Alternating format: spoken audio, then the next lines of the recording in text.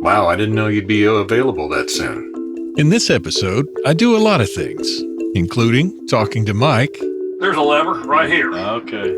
These are bleed nipples here. And talking to Mike.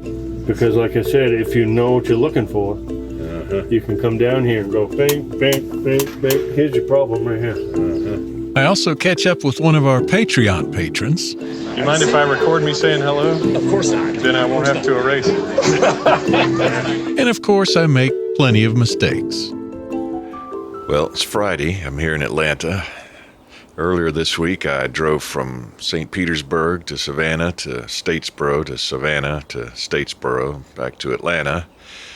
And tomorrow, God willing, I'm going to drive back to St. Pete. And then Sunday, motor about 40 miles up to Tarpon Springs, where Monday, I hope to finally haul out. What could possibly go wrong?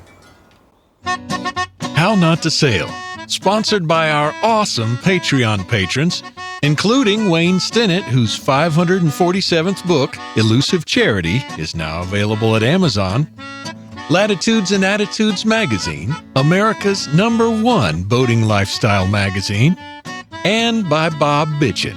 Check him out at bobbitchin.com. Okay, then. Okay, so Elusive Charity isn't Wayne's 547th book, but darn, he sure is productive. This episode is probably destined to be a schizophrenic sort of thing, because so much happened in the last couple of weeks, and so much is about to happen next week. Hopefully all to the positive. If this is your first time listening to How Not to Sail, I'd highly recommend you might want to go back at least to episode 28, The Punch List, which is the start of this whole little story arc. Go ahead. I'll wait. Well, it's 11 minutes after 10, so that puts me at the marina about 6:15 tonight. So for like the umpteenth time in the last few months, I'm headed again from Atlanta to Florida. Now, don't get me wrong, I don't mind at all visiting the Sunshine State. It's just that I've been trying to fix a couple of things for several months, and every time I go down, I've failed. It feels kind of like the movie Groundhog Day, and that's a feeling I do not relish. Yes, hi, I was just calling about a haul out. I've contacted a number of places about a haul out. I had one booked for Monday, January 24th, right after the boat show. Wow, I didn't know you'd be available that soon. In case you missed it, hauling out is where you pull up to a marina and a crane picks your boat up out of the water and puts it in a boatyard on some stilts.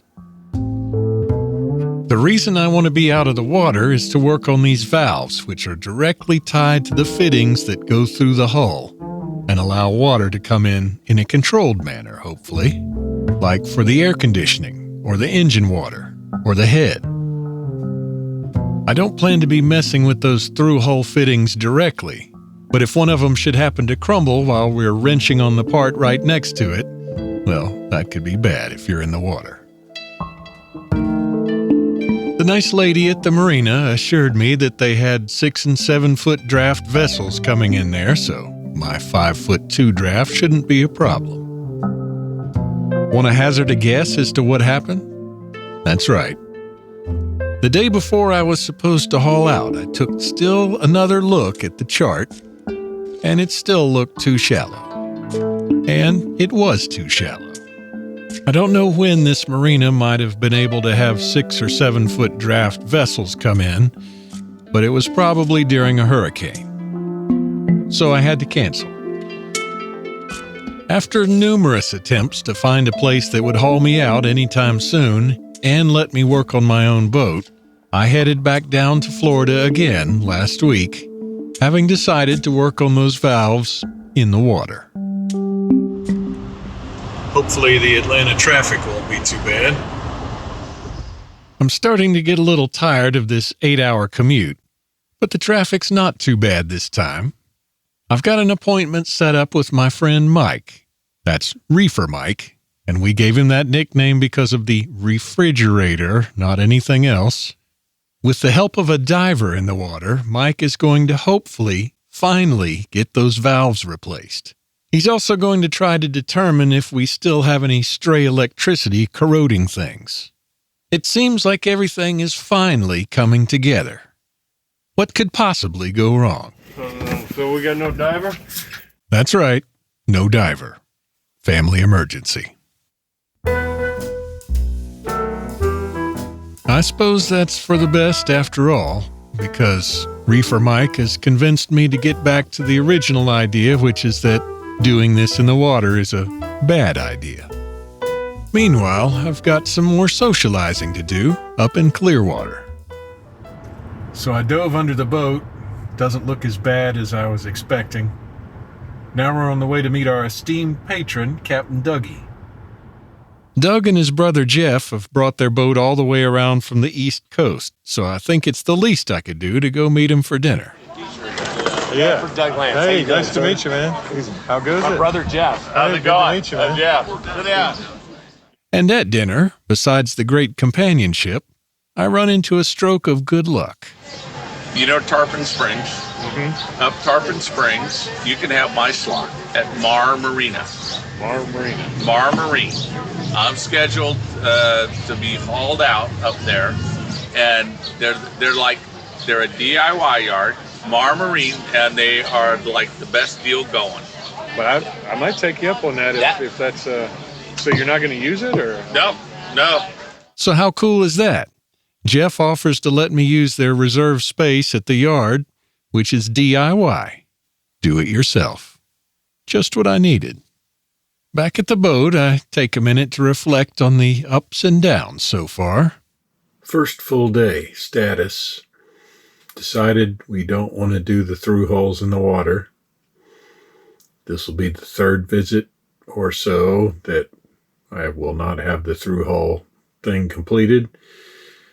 However, Doug's brother Jeff may have a lead on a place in Tarpon Springs, so that's good. Reefer Mike is coming over tomorrow to try and track down where our electrical corrosion is coming from. I dove on the hull today, and it doesn't look as bad as I was expecting, but then again, I'm no expert. Got some cool video stuff done. Not sure if that helps the boat, really, but first full day, not 100% productive. Feel like maybe we're in Groundhog Day mode. Maybe tomorrow will be more productive.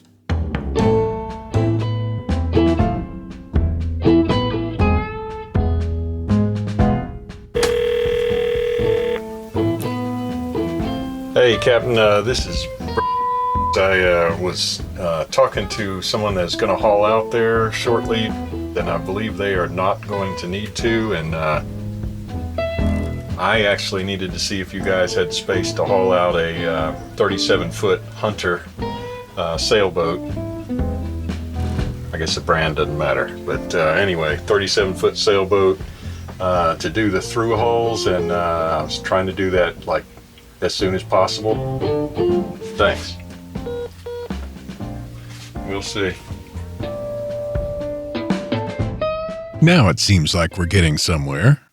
While I'm at it, maybe I should try and file a claim for those sails that got ripped when we were caught in a squall last time I went out with the Admiral. My boat neighbor Bernie says those can actually be covered. Well, first of all, am I in the boat department? You are. Oh, good. Okay. So I did the online form, and then it said there was a problem, so I don't know if I've submitted a claim or not. Oh, okay. Well, let's see. Now I've got that in progress. Turns out that the sails may be covered for about 20% of their values if I need to replace them, but most of the value if they can be repaired. Fingers crossed. I feel like we're on a roll now. I even bust out a copy of that marine diesel repair book, and when Blowtorch Mike stops by, I test some of my new alleged understanding of these devices. This top thing is a return line. Okay, it comes These through are, all through. yeah, it returns it back to this fuel filter.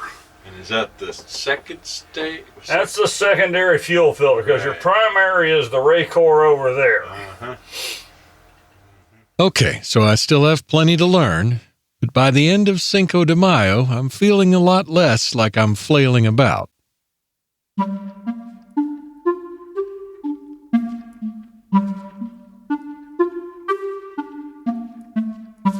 Just to make sure I don't get the big head, though, the sea gods have another comeuppance for me.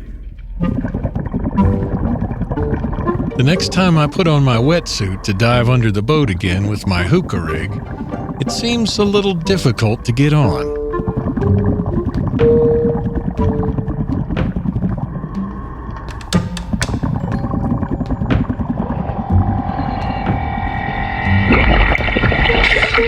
After I get out of the water and get ready to rinse off and take off the wetsuit, I notice I can't seem to operate very well the zipper that runs from the back of my neck down to the small of my back.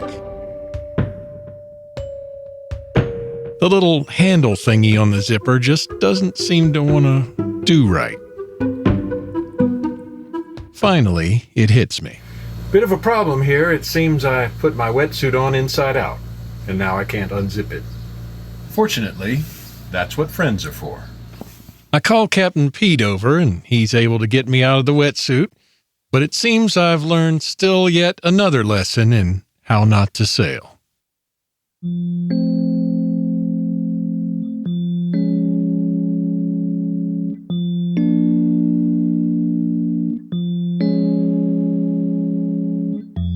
So, have I made any progress this visit? I don't know. I've learned a little bit about my diesel engine and not to put my wetsuit on inside out. I do know that in the next few days I need to drive to Savannah and Statesboro and Savannah and Statesboro and back to Atlanta for a couple of days and then back to Florida on Saturday and first thing Sunday morning to motor up to Tarpon Springs where hopefully the boatyard's waiting for me. And where hopefully I can finally fix the thru-hull problem. I feel like my odds are better this time. And I'm cautiously optimistic.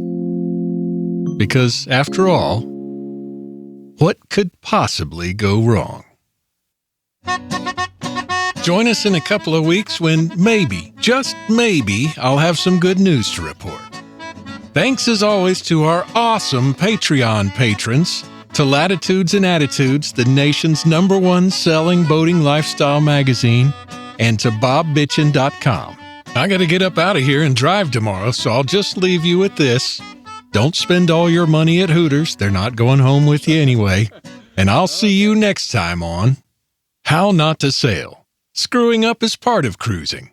Let me show you how. Yeah. I can actually pass wires myself. It's just the chewing and the swallowing of them that's the challenging part. Yep. Hey-oh. I'm getting sharp again.